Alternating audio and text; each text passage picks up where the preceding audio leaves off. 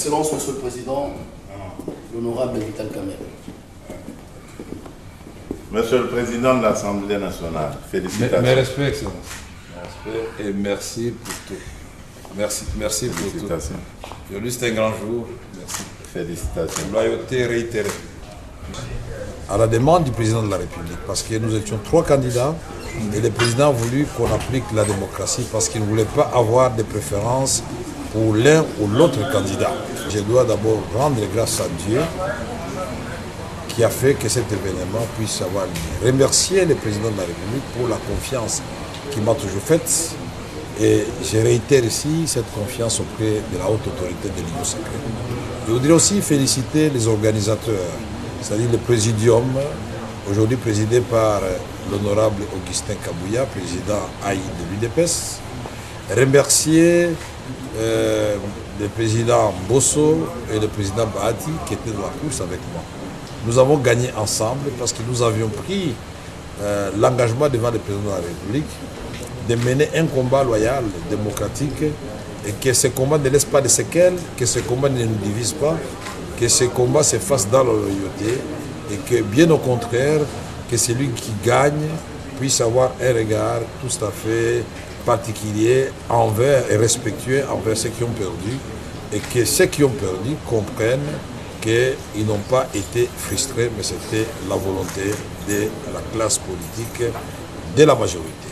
Ici, je remercie particulièrement la première formation politique que j'ai eu à rencontrer, c'est-à-dire l'UDPS, et ses alliés qui comptent beaucoup de députés au sein de la Chambre, qui peuvent faire basculer les choses dans un sens comme dans un autre. Je remercie tous les regroupements de l'Union sacrée qui m'ont fait confiance. Je remercie les amis du PCR, Tony Kankou, Jean-Lycée Boussa, Julien Paloukou, Bokele et d'autres qui nous ont accompagnés dans ce dur combat.